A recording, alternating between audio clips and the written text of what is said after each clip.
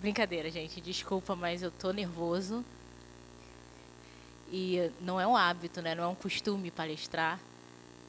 Mas eu gostaria primeiro de agradecer o convite, de estar aqui nesse debate com vocês sobre esse tema de ética. É isso? Ou ética? Ou ética? Que mais? Ética. É isso. E aí, várias interrogações a respeito do assunto. Avaliações. Várias variações sobre os sinais diferentes. Então, me perdi, desculpem. Ai. Mas eu fiquei pensando realmente nessa questão de postura e ética, pensando assim no que é certo. Não vamos falar sobre o profissional, sobre a minha equipe, né, de pesquisa, sobre ética. E também queria contato com vocês e pensar, será que dá para a gente explanar sobre o que é ética? Como explanar a respeito desse assunto? Será que eu tenho uma boa postura? Será que a postura que eu tenho corresponde com a ética? Ou é diferente? Né? Por isso que a gente vai debater um pouco, né? Porque tem vários modelos sobre isso, vários debates. E aí eu queria mostrar alguma coisa, de repente a gente entra em choque, quem sabe? Talvez. E aí eu vou começar a falar um pouquinho sobre a ética e vou falar um pouquinho mais a respeito da minha trajetória, da minha formação, né? Falando um pouquinho a respeito do meu currículo. Currículo, é isso? A gente faz assim mesmo, do currículo. Que ele realmente não é composto apenas no papel. Então, eu vou dizer um pouquinho sobre a minha experiência, essa trajetória que eu tive. Eu nasci em São Paulo, Campinas. E com 4 anos, me mudei lá para Santa Catarina.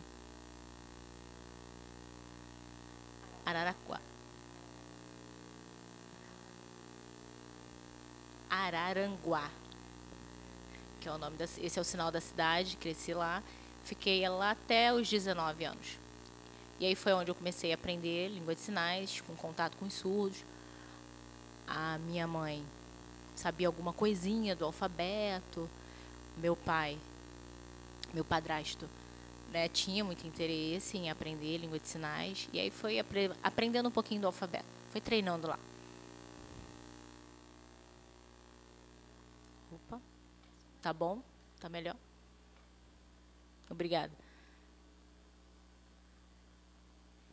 E aí eu comecei a ter contato com a língua de sinais nesse contexto religioso. Acho que com a grande maioria das pessoas que a gente conhece, começa a ter contato nas igrejas, né? Mas o surdo acaba... Ele tem a capacidade, né, de ter esse aprendizado, saber desse sinal que a gente está fazendo. Então, como ter essa relação, como é a relação com a língua de sinais? Classificador, enfim, as imagens. E aí, esse aprendizado da língua portuguesa que acaba ficando muito distante. Então, como essa experiência de se utilizar, né, dos classificadores foi um grande suporte para mim. E aí, com o passar do tempo, né, nesse contato durante uns 4 anos, aprendendo língua de sinais, e também lá em Santa Catarina, porque não tinha fazia a tradução em Araranguá, né, e tal, utilizava o ônibus para ir até lá, para servir como intérprete lá no ensino médio. E assim, foi o primeiro contato, não era um profissional, né? Eu ia como voluntário junto com as igrejas, enfim, para ver o trabalho.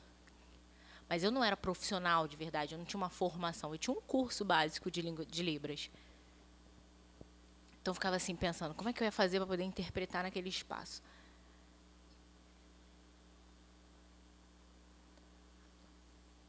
É uma palavra, né, do latim, para interpretação, ad hoc. Né? E assim, eu não tinha informação. Então, a pessoa pegava, você sabe língua de sinais? Vem para cá, então, para traduzir. Mas como que eu sabia língua de sinais? A pessoa nem compreendia isso. Não, aqui mesmo, está faltando. Não, você pode. Você tem esse conhecimento, você pode vir. E aí, no final do meu ensino médio,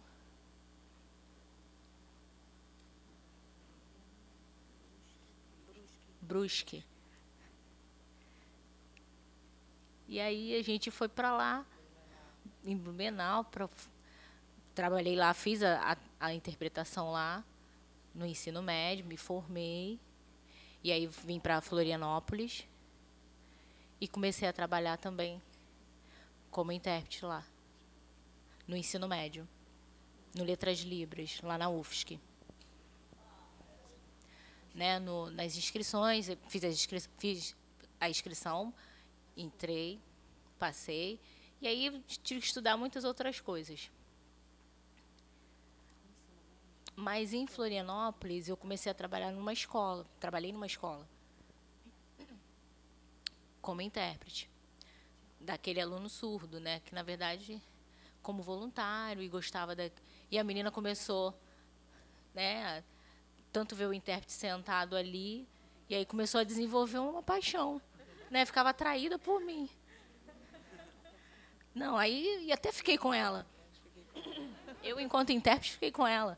Né? Estava apaixonada de verdade, ok.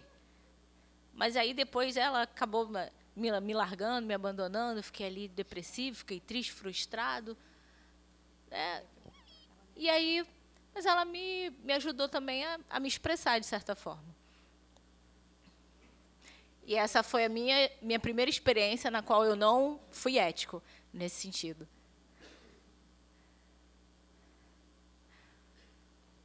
E voltando aqui para a parte acadêmica, né, no 8º período, naquele semestre, eu no 2º semestre estava fazendo uma prova para aproveitar as matérias e tal, do currículo, né, para mim já ir eliminando algumas disciplinas. Aí aproveitava o tempo livre e tal. E aí eu tinha um horário disponível para poder fazer uma disciplina, que era o Libras, Laboratório 3. 7, 6, enfim, mais à frente. E eu tentei aí, correndo, para poder tentar alcançar essa matéria. Mas o que era necessário? Quebrar requisito, né? Uma quebra de requisito.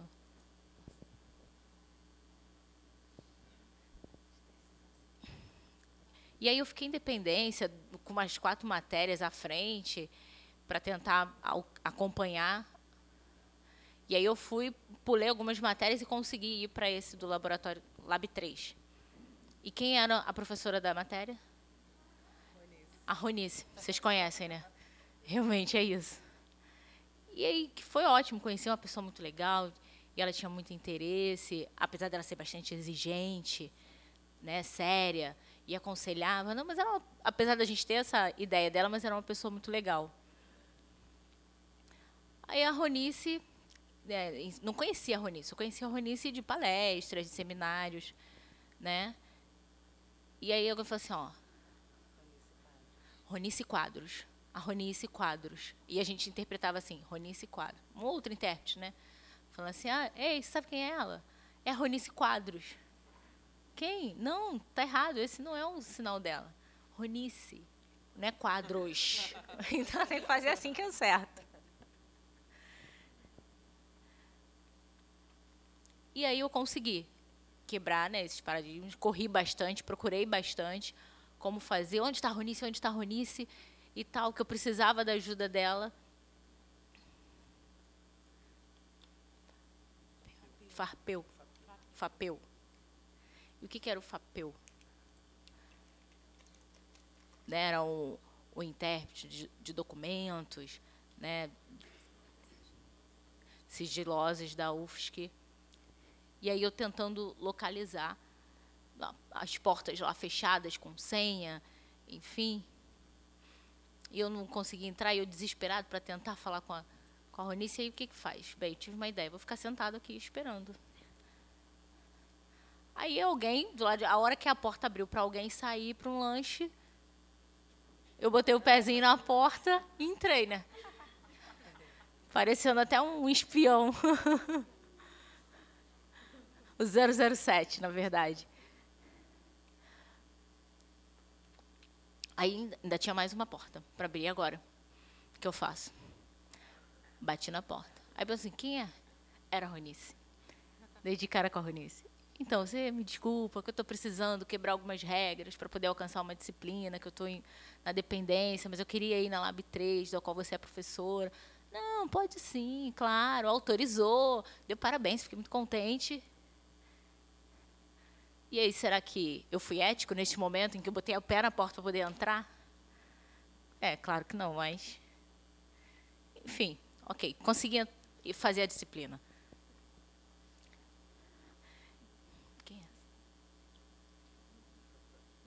Então, na faculdade, quando de repente algumas coisas que eu não entendia nessa matéria, aí as pessoas ficavam assim pensando. Todo mundo me olhava. Você não vai conseguir acompanhar, porque você não está na turma. Assim, tá, tudo bem. Mas eu me esforcei assim mesmo. Em casa eu estudava bastante para poder alcançar, né, o nível que estava aquela turma, para alcançar aquela disciplina.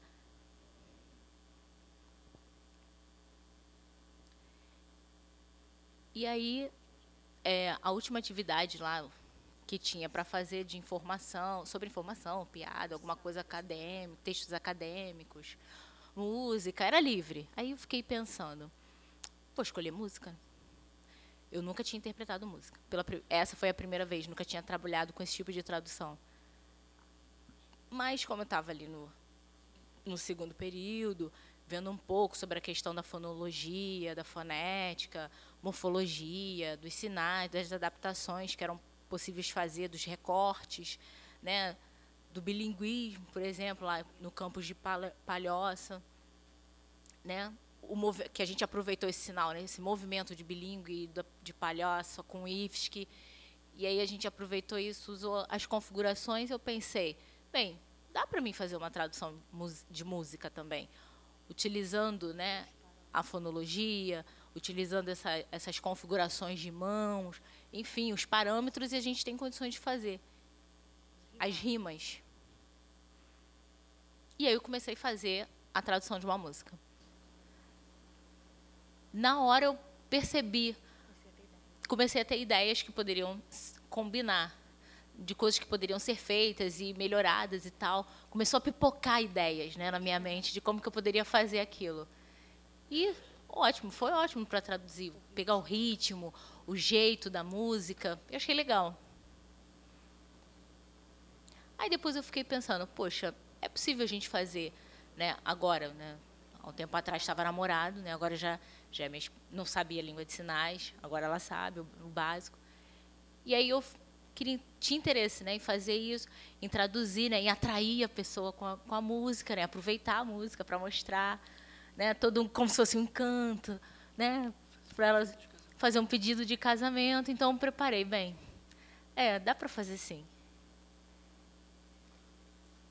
Mas o meu amigo já tinha traduzido a música.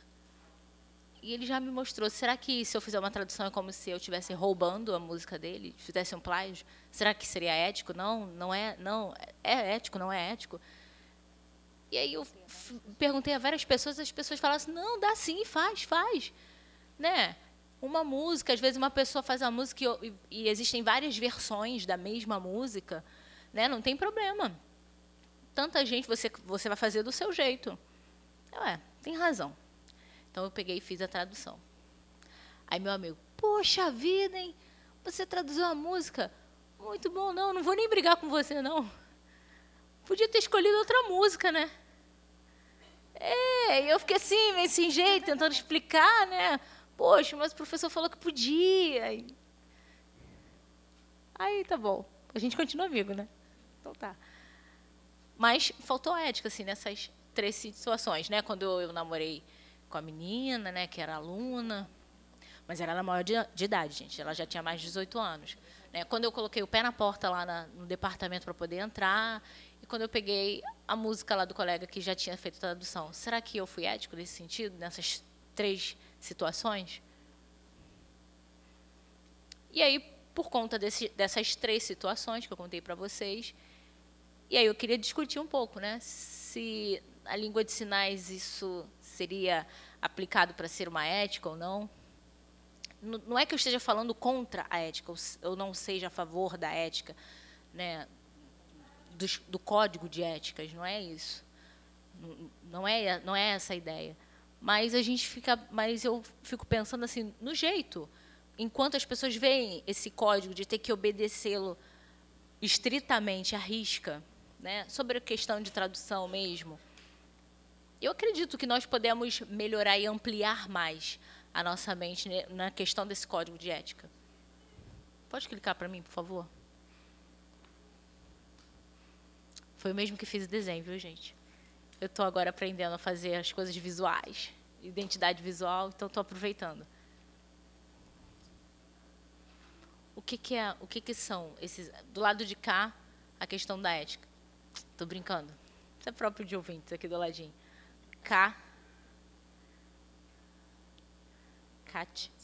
A ética. Ética. Mas tem uma regra, não é para seguir, né? Como as pessoas falam, não posso seguir português, porque é uma regra. Mas para que essa regra? A gente pode simplesmente se expressar livre, é bem melhor, né? Se sentir atraído de formas diferentes e tal, porque com a regra acaba que todo mundo vai fazer a mesma coisa. Então é melhor a gente fazer coisas diferentes, como a Carmen mesmo, né, explicou. Palhoça foi uma questão diferente, realmente é.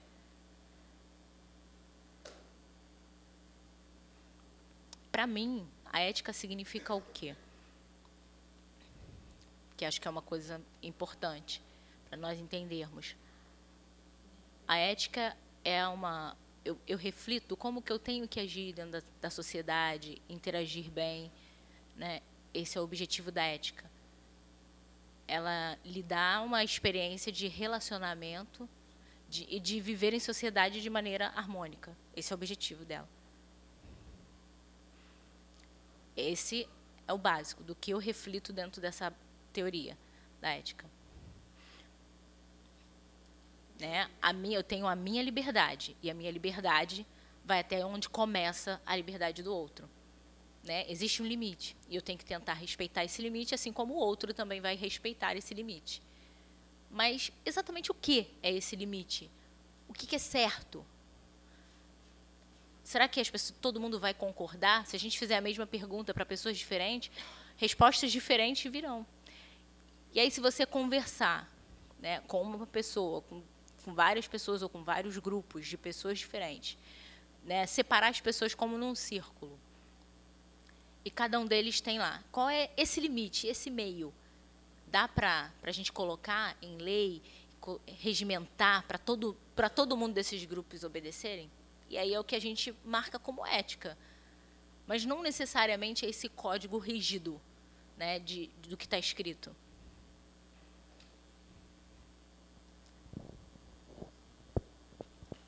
Então, essa parte nós compreendemos. Eu perdi um pouquinho, calma aí. Então, por exemplo, nós vivemos como profissionais, na vida particular, temos problemas, temos várias vertentes, vários dilemas na nossa vida, dilemas éticos, de o que pode ou não pode fazer, das regras que temos que obedecer na sociedade, os apoios morais que nós temos, o caminho certo a ser seguido ou o caminho errado. E, às vezes, esse código não nos dá total clareza do que fazer.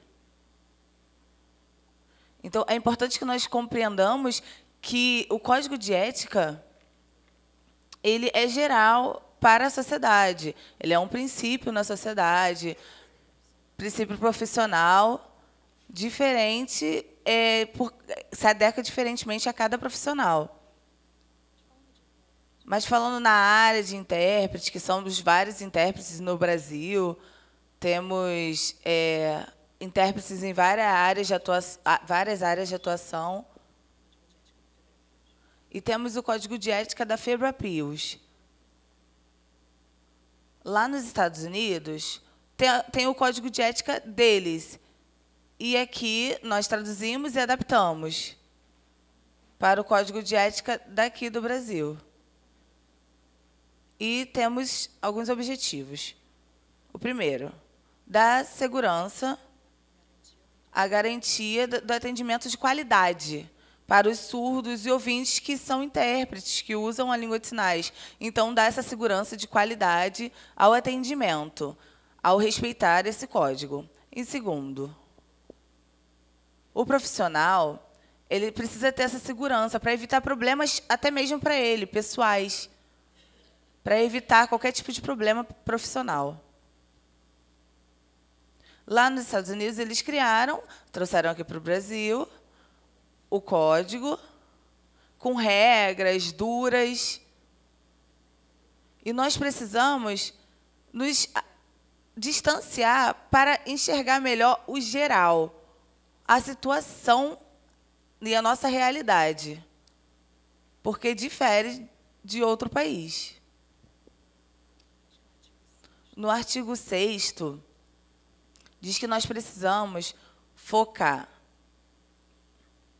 na minha função.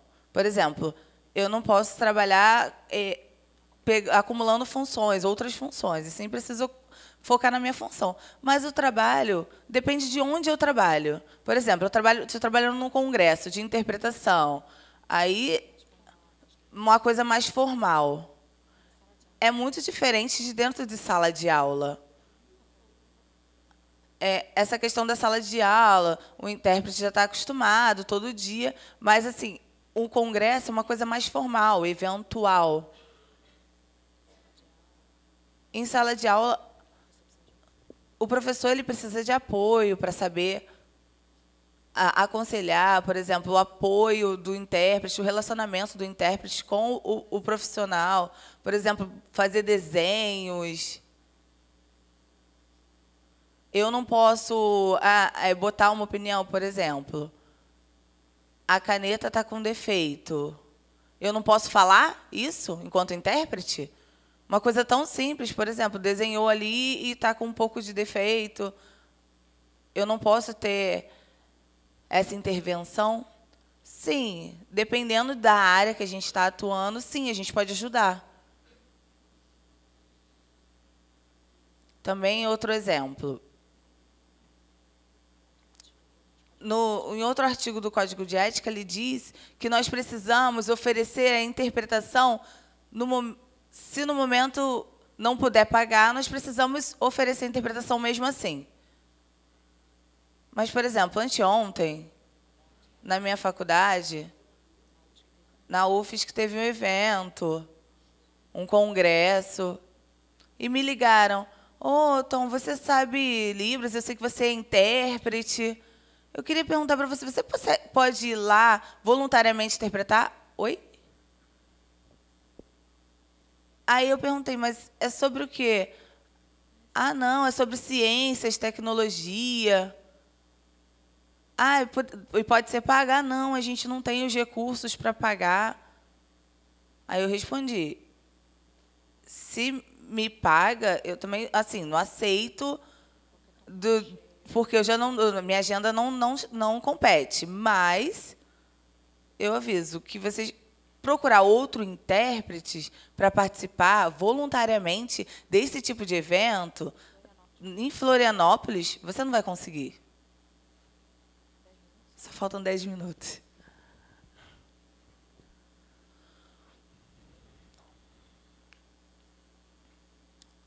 Então, aí eu dei essa resposta para ela, que desculpa que eu não poderia trabalhar voluntariamente para esse tipo de questão. Por exemplo, em lojas, o surdo comprando celular e não conseguindo comunicação, eu estou junto com a minha família e vejo aquilo, eu vou lá interpretar e ajudar, sem problema algum. Medio a interpretação. É diferente. Naquele momento, eu me senti com a vontade voluntária de ajudar. Eu aproveitei aquela oportunidade. Mas essa questão de congresso é um projeto. Então, eu preciso disso para viver. Então, é o meu salário. Não é? Tem muita coisa que eu queria falar para vocês, muitas coisas para expressar, mas o tempo é bem curto. Então, lá no Instituto, no campus de Palhoça, nós temos várias reflexões sobre esse código. Temos uma sala junto com o professor e o intérprete, os intérpretes, e os professores agora estão começando a aprender língua de sinais. Eles não estão rapidamente, estão aprendendo no tempo deles. E eles fazem alguns sinais com defeito, mas aí pedem ajuda. A vontade às vezes o aluno quer se expressar, mas a gente fala, vai, tenta. E a gente insiste muito para que eles tentem. Aí, por exemplo, amanhã não tem aula. Intérprete, avisa, por favor, que amanhã não tem aula. Uma coisa muito simples. E o aluno fala, você consegue, professor? É uma coisa simples de se avisar. Não é que o intérprete fique lá sem fazer nada, mas assim, o professor também tem que ter esse entusiasmo para aprender, para ser consertado os erros, para tentar mostrar os sinais para que o surdo e o intérprete possam auxiliá-lo, para ele ter crescimento em língua de sinais. Não é mostrar que ele sabe ou não língua de sinais, mas ele está aprendendo. Então, é normal que tenha erros. E o aluno fica feliz com isso, né, da tentativa dele. E a gente sempre ajuda. Nós podemos pensar assim, eu, por exemplo, qual é o meu papel enquanto intérprete? Eu tenho que ser... No mundo ideal, eu poderia ser neutro, não fazer nada, eu poderia ser uma pessoa dura. Mas aqui, a maioria precisa abrir a mente para ver qual é a questão da perfeição, das regras, da equiparação, todos iguais, se adaptando, com estratégias diferentes, para evoluir melhor. E o meu coração não é duro. Pode passar. Eu estava pensando nessa palavra. Altruísmo. O que significa? Eu olhar para mim mesmo? Não. É eu olhar mais para o outro. Porque, por exemplo, lá no Japão, as pessoas das culturas passadas sempre pensavam primeiro na comunidade e depois em si próprio. E aqui no Brasil é o contrário. As pessoas pensam primeiro em si, depois na comunidade. E assim, essa cultura do Japão de empatia é uma coisa que a gente precisa ser copiada. É muito importante. E o Código de Ética é uma lei que nós sabemos, nós conhecemos. Temos advogados que adaptaram esse Código de Ética. A gente acha que é ruim... A gente pode processar na justiça através do Código de Ética, usar isso para que o advogado ache brechas na lei. Mas nós precisamos aprender a adaptar isso para a nossa realidade. E sempre pensar no altruísmo. Leal, o que seria? Fiel e leal. A interpretação, vocês sabem? É diferente para mim o significado. Fiel é você ter um compromisso de respeitar, de honrar. E leal, por exemplo, infiel. As pessoas me mandam e eu faço. Eu faço na hora, eu obedeço na hora, eu faço. Eu ajudo e fico esperando. Como se fosse um cão, aguardando. Agora, lealdade é diferente. A pessoa não me pediu, não precisou me mandar, mas eu estou vendo que a pessoa está precisando, está quase caindo do penhasco, eu vou lá ajudá-la. Ela não precisa me pedir ajuda depois que caiu. E sim, a minha lealdade vai fazer com que eu vá lá ajudá-la, vendo a necessidade. Aí eu vou lá atender. É a minha parte de leal, de apoiar, de ajudar, de melhorar. E eu aprendo também, através disso, na comunicação. Por exemplo, a professora Carmen. Ela usa ainda sinais com português, faz os dois, mas ela está aprendendo a língua de sinais.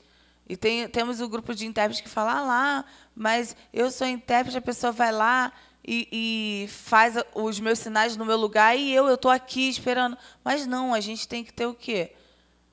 Incentivar aquela pessoa que está aprendendo, fazer com que ela cresça sozinha, mostrar o caminho, direcioná-la. Olha, esse sinal, esse sinal, esse sinal, dando sinais, ajudando.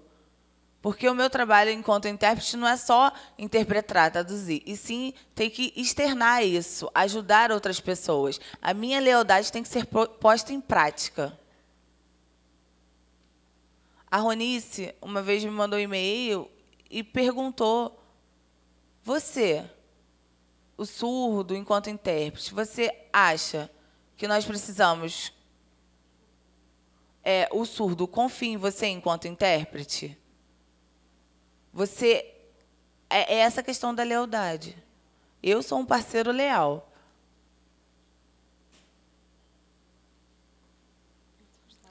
Desculpa, porque eu não estou acostumada a alguém falando, fazendo a minha voz.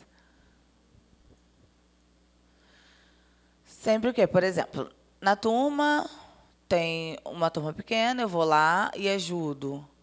Uma turma grande, eu vou lá, a maioria, ouvinte, juntamente com os surdos.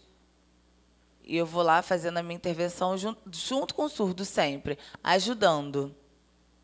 E mesmo as pessoas tendo algum preconceito, alguma coisa contra o surdo, porque a maioria sendo ouvinte, e eu fico sempre junto com o surdo. Tenho essa questão de apoio, de ajuda, de fortalecer o surdo. Nós não podemos escolher, por exemplo, uma regra para usar. É melhor que nós usemos o coração juntamente com o código. Pode passar.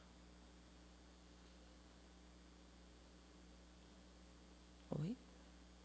Então, são as minhas ideias, eu coloquei aqui. Mas é interessante porque eu queria mostrar que é melhor a gente aproveitar a diversidade de invenção, de construir junto. Nessa imagem, ela mostra uma separada, outra mais flexível. Questão de mostrando a questão dos limites, por exemplo, que eu já tinha falado, né? O meu limite acaba quando o do outro começa, a questão da liberdade. Nós temos um limite. Aí tem a abertura de um lado, do outro, e nós precisamos nos relacionar através disso. Por isso que eu peço para vocês, evitem responder: desculpa, eu não posso fazer, porque o código de ética disse isso. Sinto muito, mas de verdade você sente? Ou você está simplesmente olhando para si mesmo, agindo de uma forma egoísta, pensando somente financeiramente? Eu não estou acusando vocês, eu estou dando só um paliativo para refletir. Porque meu pai sempre fala duas frases. A primeira: se eu falo, por exemplo, para que eu faço isso? Para que faria isso? Para quê? O governo está fazendo isso, qualquer assunto. Mas aí fala, mas por causa do dinheiro. Mas sempre dinheiro, eu fico pensando, por quê? Por causa de dinheiro? Sempre dinheiro? Tem razão. Todos os problemas da humanidade é por causa de dinheiro. Mas não. Às vezes, nós queremos ter significados e nós dizemos sempre, tempo é dinheiro. Meu pai sempre falava isso. E a segunda, as pessoas falam, é meu direito. Direito significa que o amor acabou? E a lei? A lei serve para quê? Para mostrar o direito. O meu direito, esse é meu espaço, eu respeito o seu espaço. Se você entrar no meu espaço e eu no seu, nós conseguimos ter o amor, nos relacionarmos através disso. Mas aí, se eu boto você no seu espaço e eu no meu, isso não tem amor. E não segue o princípio do amor. Nós precisamos... a base da religião... Eu comecei a interpretação mais assistencialista, voluntário, e eu estou acostumado com isso. Mas eu sei que é muito importante a postura do intérprete, dependendo do momento, dependendo do tempo. As línguas orais, a gente vê que o intérprete oral ele vai copiando o que o intérprete o que a pessoa está falando. Mas, assim, em língua de sinais é totalmente diferente. Em sala de aula também a ação é totalmente diferente. Então, é isso.